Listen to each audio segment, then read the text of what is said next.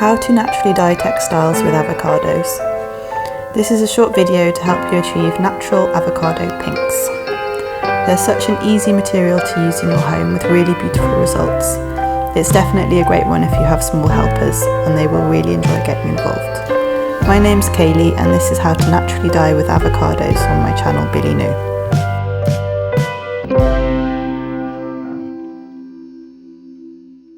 This is my collection of dried avocado pits that I've been drying out this summer, trying to make some space in my freezer. You can dye with dried avocado pits, fresh avocado pits, frozen avocado pits, or skins, or a mix of both. I'm going to choose the ones that I think are going to make the prettiest pink.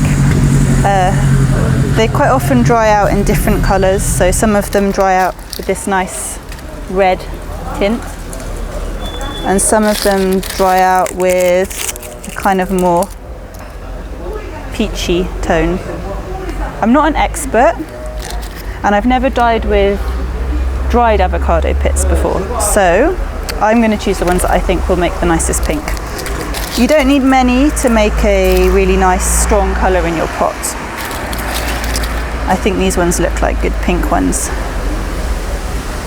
Maybe if we break them in half, we'll get a good colour. See how they've already started going lush colour. I'm going to choose about 1, 2, 3, 4, 5, 6 to make this pot for you. So you can put your avocados in the pot just as they are and you'll get a nice colour, but apparently I've read that the more surface area, the more colour you're going to extract. I'm going to chop these up. I'm going to try and chop these up, but they're quite hard, which is much easier when they're frozen. Ah, look at that brown. That's cool. Yeah, so apparently the more surface area that you have, the more dye you can extract, I guess, in a quicker amount of time. I'm going to put these into this kiln jar. I'm really interested. I think this is going to be the one that makes the best colour. Look at that. It's really brown. It's like chocolate. I don't know what kind of avocados these are, but I get most of my avocados from the local market, which is one of the benefits of living in France. There's a little man who sells just avocados, and if he has any that are going to go to the bin, then he just gives them to me when I ask. Okay,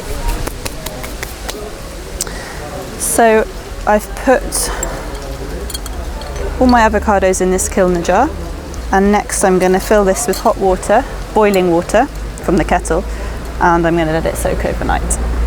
I left it overnight to soak, and I heated it up a couple of times to extract more colour. I've chosen a few pieces of fabric to show you how to naturally dye with avocado pits. I've got some cotton which has been mordanted with soya milk, and a piece of linen as well. I have another piece of cotton that's been mordanted with alum acetate and also been dipped in soya milk. I also made these cute little shorts for Billy out of bamboo fibre. They're mordanted with alum acetate, and I've never used bamboo fibre to dye before, so I'm quite excited to see how that takes up the colour. It's a good idea to soak your fabric in warm water for a couple of hours before you put it in the dye pot. This ensures an even uptake of the dye. Excited about these ones. This is the colour that avocado stones have given after 24 hours of soaking in water. It's not very pink, but I still think it's going to be a really beautiful colour. You need to make sure that you've got enough liquid in your dye pot so that the fabric can move around freely. This helps with the uptake of the dye and the even colour as well. So I'm just going to add more tap water. Okay, so check this out. This is the really awesome thing about natural dyeing. I just Dumped the pits that I used for the original dye pot in this aluminium pan and boiled them up quickly just to see if I could extract some more colour. And look at this colour, it's completely different to the original colour. It's much more pink compared to this orangey peachy colour. I really don't know why that has happened, but it has, so I'm really excited about that. Okay, so what I've decided to do, because I've got two really different colours here, is I'm going to put the bamboo shorts in this nice pink pot, because I really want to make some pink shorts for Billy, and I'm going to leave the pits in and see what happens.